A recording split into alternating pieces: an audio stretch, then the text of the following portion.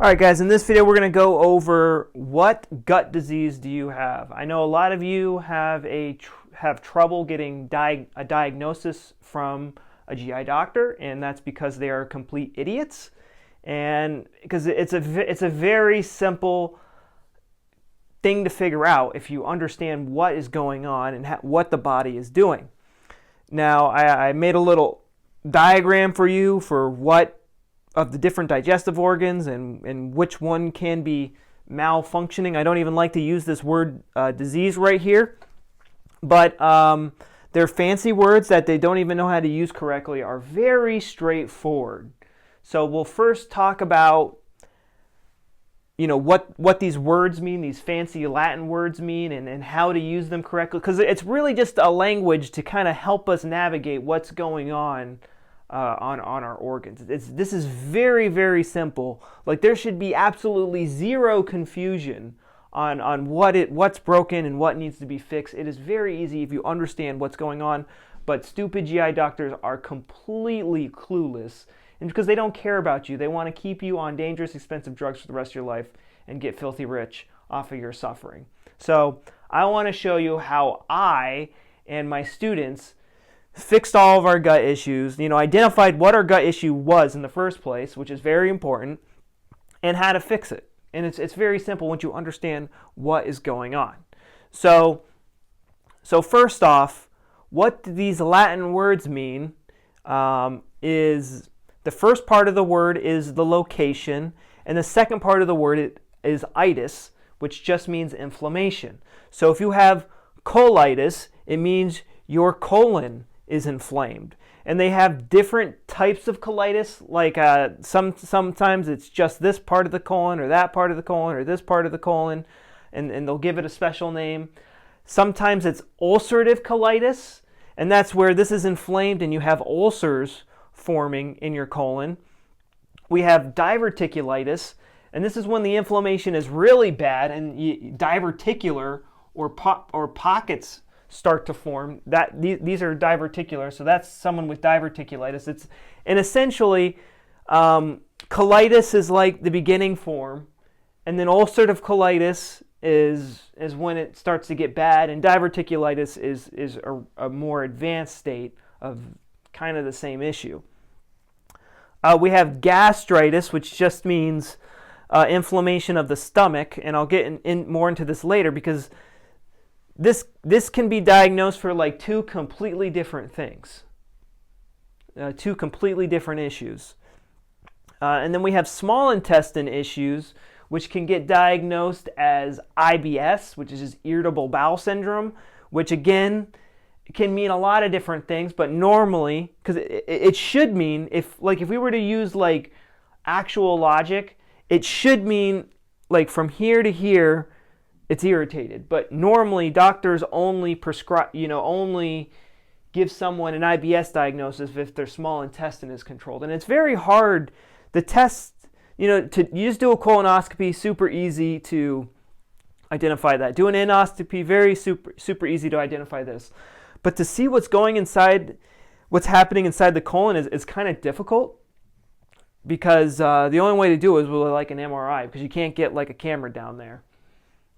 So we have IBS. We have SIBO, small intestine bacteria overgrowth. These are things that all affect the small intestine. And then we have Crohn's disease, which again, the definition of Crohn's disease is inflammation of the digestive tract from mouth to butthole. And you usually only see it get diagnosed when people have inflammation in the small intestine.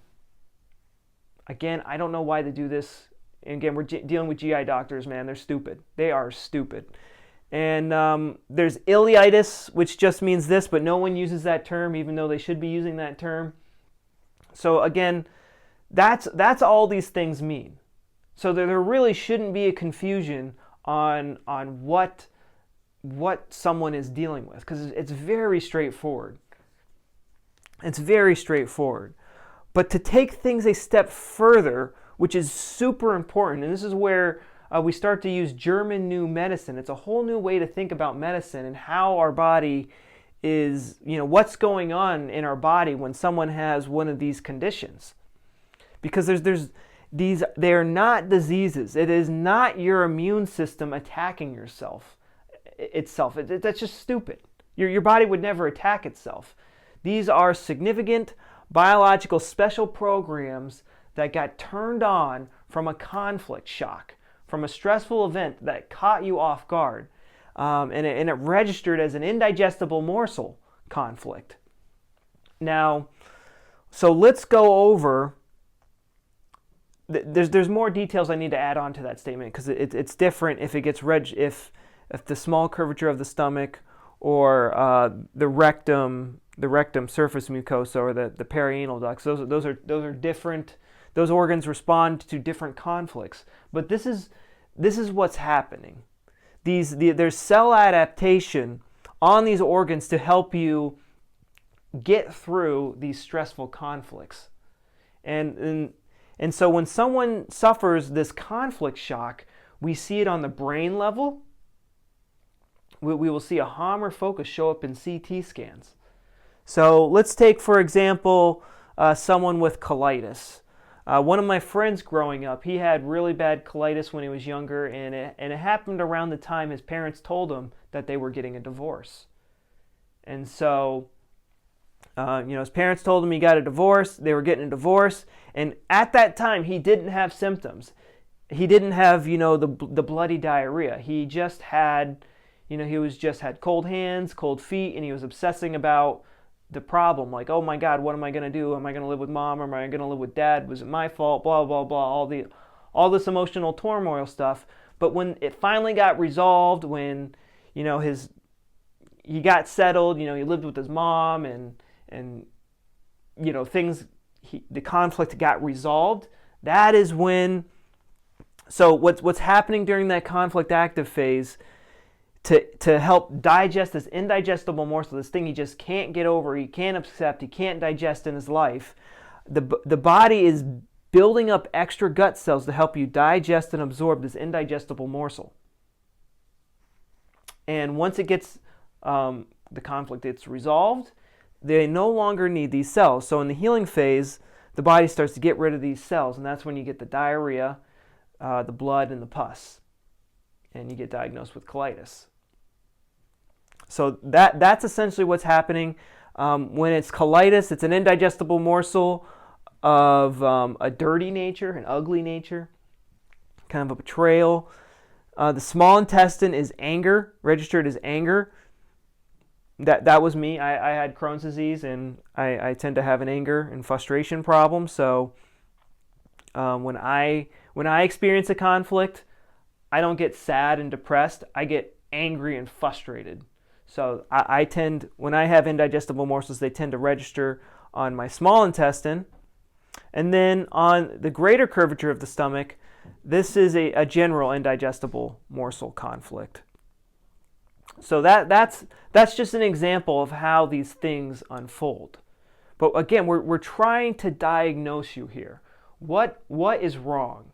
So we're going to start from the top and go all the way through, and we're going to start with the stomach. If you suffer from stomach ulcers, acid reflux, GERD, these sphincters won't close, these are conflict active symptoms.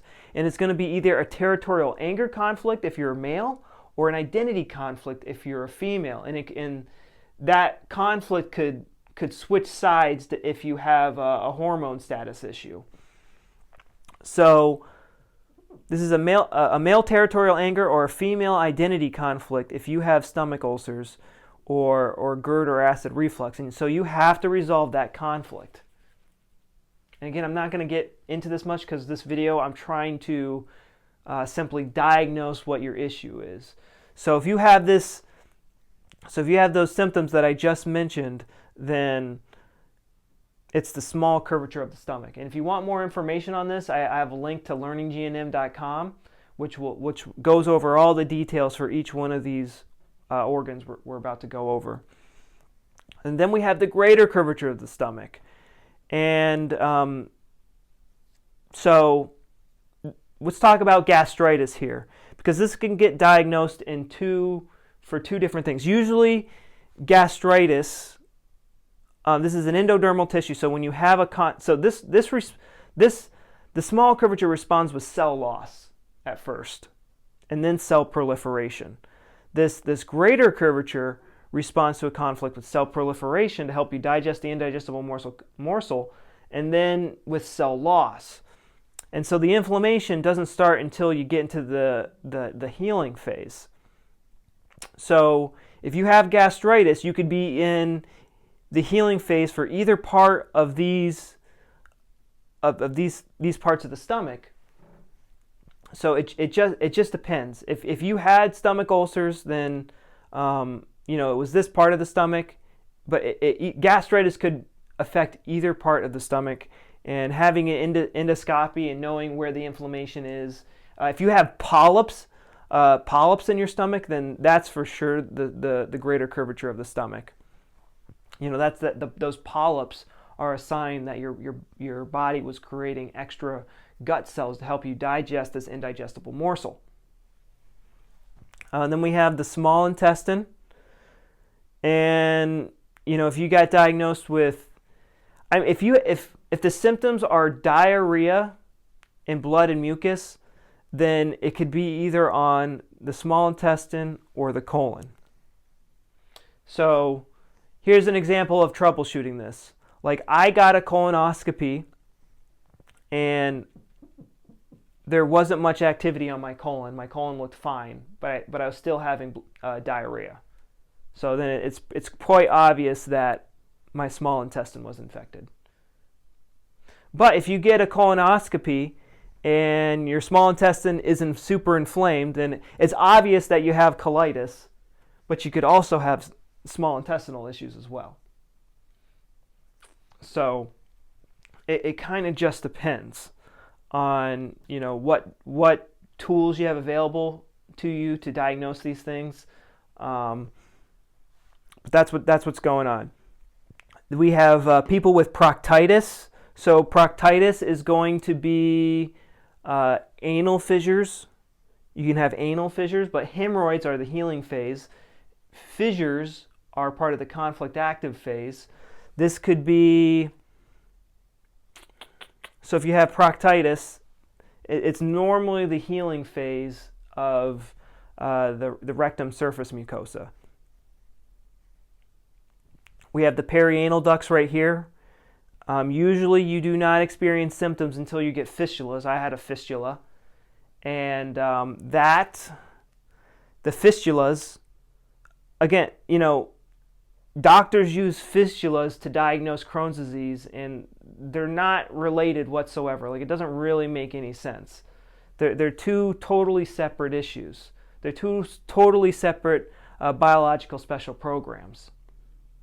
So this is what, like, we just need to start thinking. That's why it's called German New Medicine. We're thinking about this in a totally new, different way.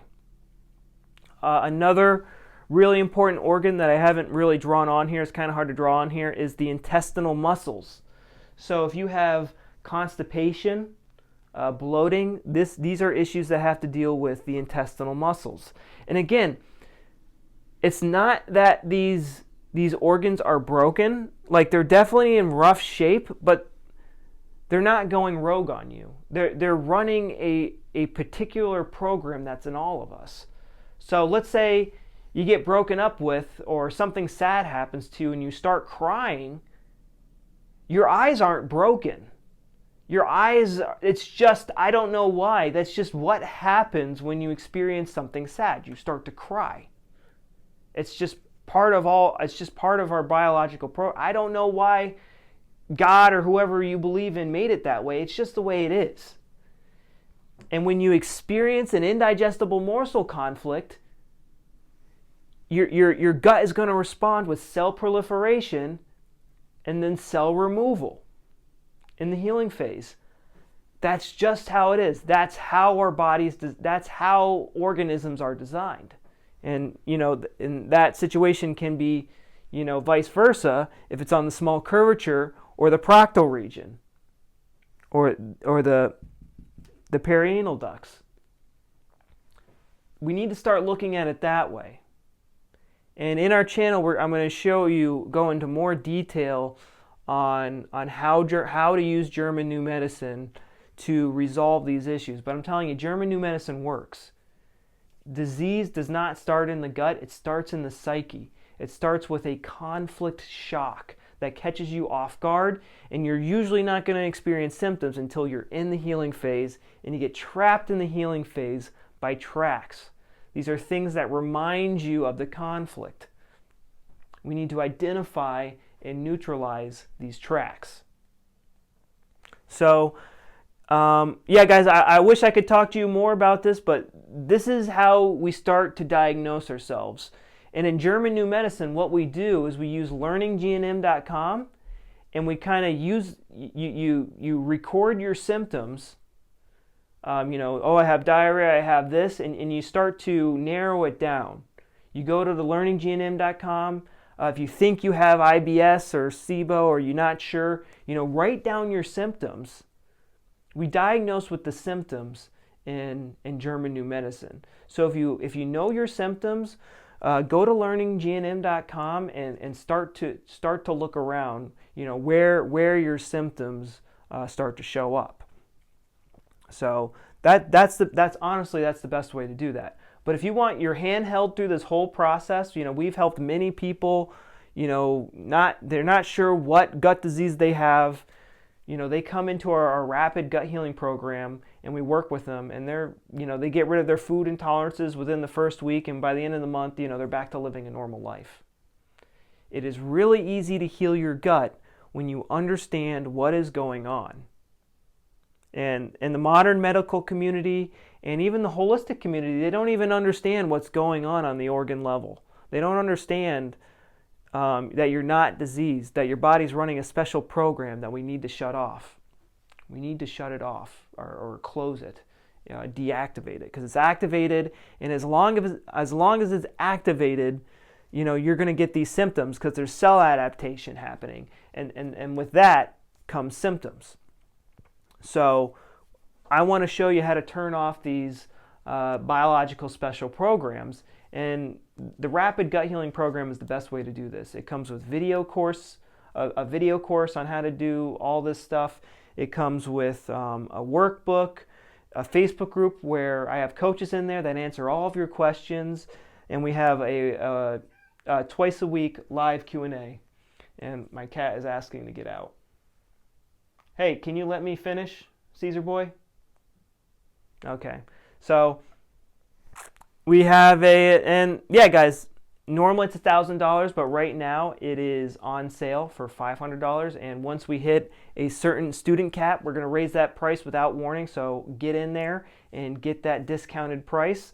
But if not, enjoy the rest of our YouTube videos. We're going to have lots of new German New Medicine info coming out from this new perspective, and it will help you heal your gut faster with less effort, and you'll have a lot more freedom to eat whatever you want, just like your friends and family. So I want to show you how I did this and how my students did this. It is very easy, but getting yourself diagnosed and knowing what organ is affected is very important. So again, learninggnm.com is the best source and really your only source to help identify which organ is affected. And again, if you purchase the Rapid Gut Healing Program and you tell us our symptoms, or even if you if you purchase the program and you come into the course and list your system, I can automatically tell you now I just ask you a few questions. I can automatically tell you what organ is affected and what you need to do to fix these issues. So I'll talk to you guys later, and bye-bye.